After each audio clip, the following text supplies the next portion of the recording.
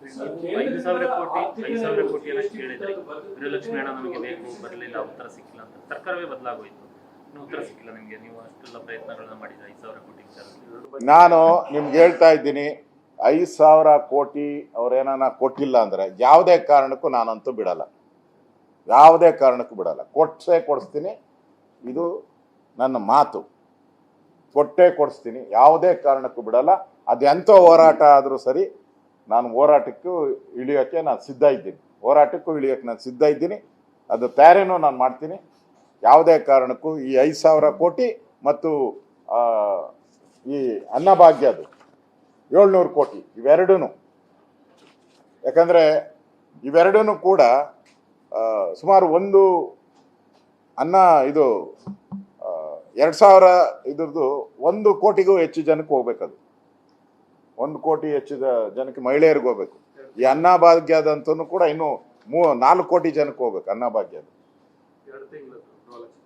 2 ತಿಂಗಳದು ಗೃಹಲಕ್ಷ್ಮಿ, 1 ತಿಂಗಳದು ಅನ್ನಭಾಗ್ಯ.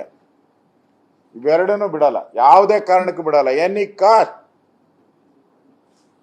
ಅದು ಎಂಥ ಹೋರಾಟ ಆದರೂ ಸರಿ ನಾವು ಮಾಡ್ತೀರಿ, ಅದನ್ನು ಕೊಡಿಸ್ತೀವಿ.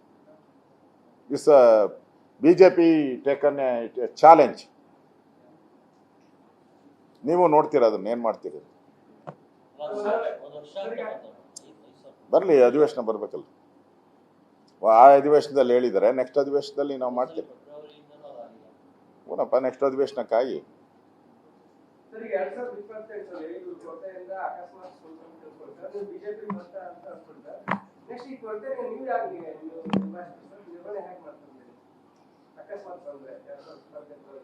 ನೋಡಿ, ಸಿದ್ದರಾಮಯ್ಯ ಪೂರ್ತಿ ಕೇಂದ್ರದ ಜೊತೆ ಜಗಳ ಆಡ್ಕೊಂಡು ಆ GST ಮೀಟಿಂಗ್ ಹೋಗದೆ ರಾಜ್ಯಕ್ಕೆ ಅನ್ಯಾಯ ಮಾಡ್ತಾ ಇದೆ.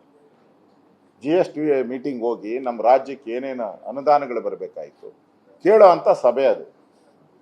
ಅಲ್ಲೇ ಹೋಗ್ತಾ ಇಲ್ಲ, ಯಾರನ್ನೋ ಕಳಿಸ್ಕೊಟ್ಬಿಡ್ತಾರೆ ಮುಖ್ಯಮಂತ್ರಿ ಹೋಗಿ. ಅಂದರೆ ರಾಜ್ಯದ ಈ ಆರ್ಥಿಕ ಪರಿಸ್ಥಿತಿ ನಿಭಾಯಿಸೋದ್ರಲ್ಲಿ ಸಿದ್ದರಾಮಯ್ಯನವರ ಸೋಮಾರಿತನೂ ಕೂಡ ಇದರಲ್ಲಿ ಅಡಗಿದೆ. ಫೇಲ್ ಆಗಿದ್ದಾರೆ ಸಿದ್ದರಾಮಯ್ಯ.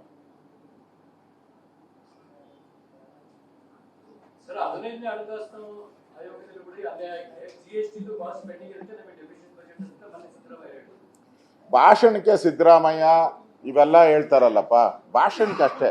ಇಲ್ಲಿ ಬೆಂಗಳೂರಲ್ಲಿ ಕೂತ್ಕೊಂಡು ಹೇಳ್ತಾರೆ, ಯಾಕೆ ಡೆಲ್ಲಿಗೆ ಯಾಕೆ ಹೋಗ, ಮನೆ ಈಗ ಇವತ್ತು ಹೋಗಿದ್ದೀರಲ್ಲಪ್ಪ ಡೆಲ್ಲಿಗೆ, ಏನಕ್ಕೆ ಹೋಗಿದ್ಯಾ? ನಿನ್ನ ಮಗನಿಗೆ ಅಧಿಕಾರ ಕೊಡ್ಸಕ್ಕೆ ಹೋಗಿದೀಯಾ? ಮನೇನ ಕರೆದು ಚೀಮಾರಿ ಹಾಕಿದ್ರಲ್ಲ, ಬಾಯಿ ಮುಚ್ಕೊಂಡು ರಾಜೀನಾಮೆ ಇಟ್ಕೊಂಡು ಹೋಗಿದೀಯಾ? ರಾಜ್ಯಕ್ಕೆ ಬರಬೇಕಾಗಿದ್ದ ಹಣದ ಬಗ್ಗೆ ಯಾವತ್ತು ಹೋಗಿದ್ದೀರಾ ಹೇಳಿ? ಕಮಾನ್ ಶೋಮಿ. 3 ವರ್ಷ ಆಯ್ತಲ್ಲ, 3 ವರ್ಷ ಎಷ್ಟು GST ಮೀಟಿಂಗ್ ಹೋಗಿದ್ದೀರಾ? ಎಷ್ಟು ಪ್ರೈಮ್ ಮಿನಿಸ್ಟರ್ ಮೀಟಿಂಗ್ ಕರೆದಾಗ ಹೋಗಿದ್ದೀರಾ? ಒಂದಕ್ಕೂ ಹೋಗಿಲ್ಲ. ಮಗನಿಗೆ ಅಧಿಕಾರ ಬೇಕು, ಹೋಗ್ತಾ ಇದ್ದೀರಾ. ನಿಮ್ಮ ಹಿಂಬಾಲಿಕರಿಗೆ ಅಧಿಕಾರ ಬೇಕು, ಹೋಗ್ತಾ ಇದ್ದೀರಾ. ರಾಜ್ಯದ ಜನರ ಅಭಿವೃದ್ಧಿಗೆ ಬೇಕು ಅಂತ ಎಂದಾದ್ರೂ ಒಂದು ದಿನ GST ಮೀಟಿಂಗ್ ಹೋಗಿದ್ದೀರಾ ನೀವು ಹೇಳಿ? ಯಾವ ನೈತಿಕ ಅಧಿಕಾರ ಇದೆ ನಿಮ್ಗೆ? ಅದರಿಂದ ಕೇಂದ್ರದ ಮೇಲೆ ಒಂದು ರೀತಿ ಆಪಾದನೆ ಮಾಡೋದು ಬಿಟ್ರೆ, ಸಿದ್ದರಾಮಯ್ಯನವರ ಸಾಧನೆ 3 ವರ್ಷ ಕೇಂದ್ರದ ಮೇಲೆ ಆಪಾದನೆ ಮಾಡೋದು ಬಿಟ್ರೆ ಬೇರೆ ಏನು ಮಾಡಿಲ್ಲ.